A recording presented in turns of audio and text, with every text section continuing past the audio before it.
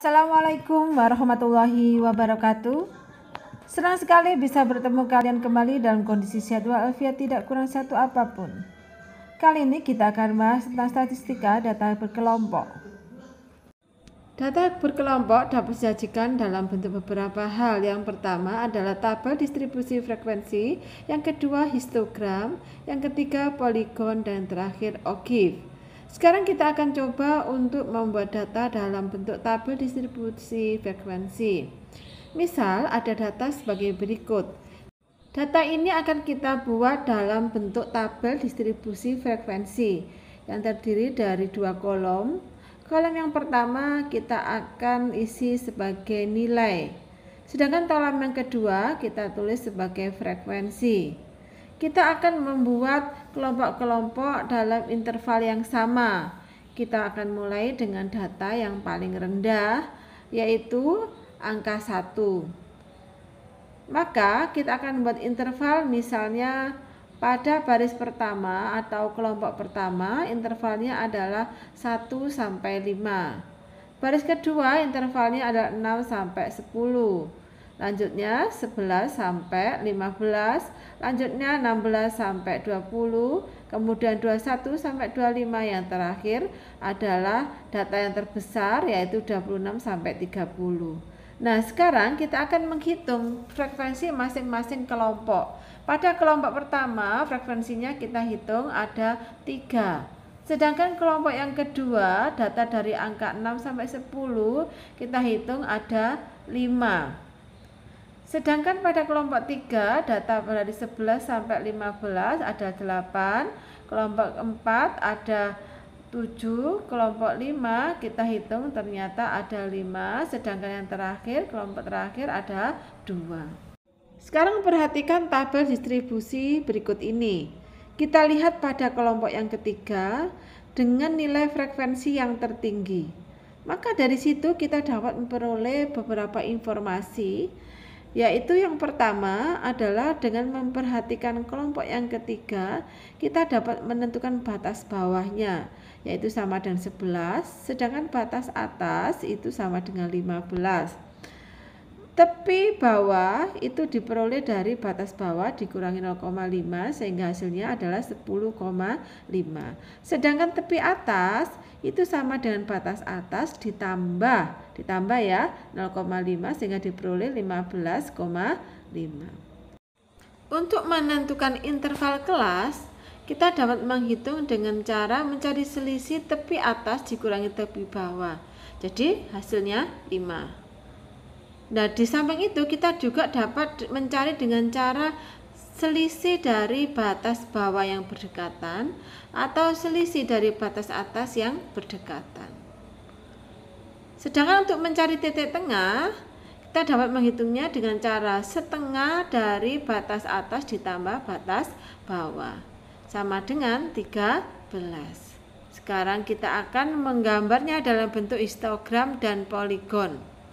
Maka kita buat sumbu X dan sumbu Y, dengan sumbu X-nya adalah tepi kelas, sedangkan sumbu Y-nya adalah frekuensi.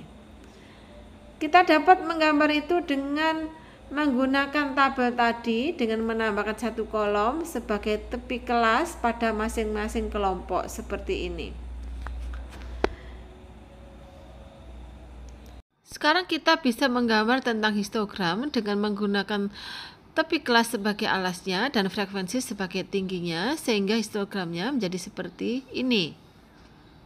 Nah, kalau kalian sudah bisa menggambar histogram seperti ini, sekarang kita bisa menggambar poligon dengan memberikan titik-titik pada tengah persegi panjang tersebut, kemudian kita hubungkan. Nah, persegi panjang ini kita sebut dengan histogram, sedangkan garis yang menghubungkan titik-titik tadi kita sebut sebagai poligon. Selanjutnya kita akan menggambar atau menyajikan data dalam bentuk OGIF, yaitu dengan menghitung frekuensi kumulatifnya. Frekuensi kumulatif ini ada dua macam. Yang pertama adalah frekuensi kumulatif kurang dari, dan yang kedua frekuensi kumulatif lebih dari. Frekuensi kumulatif kurang dari yaitu dihitung dari banyaknya data yang kurang dari nilai tepi atas setiap kelas interval. Nah, kita menggunakan tabel yang tadi. Sekarang kita hitung frekuensi kumulatif kurang dari 5,5 yaitu 3. Frekuensi kumulatif yang kurang dari 10,5 yaitu 5 dan 3. Sehingga totalnya adalah berapa? Ya, yaitu 8. Kemudian yang kurang dari 15,5 yaitu kita hitung mulai dari 8 ya, 5, 3 sehingga total keseluruhannya berapa jumlahnya? Yaitu 16. Nah, dengan cara yang sama kita hitung berikutnya seperti itu.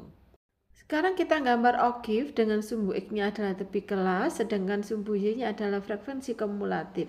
Kita tulis angkanya 0,5, 5,5 dan seterusnya sampai 30,5.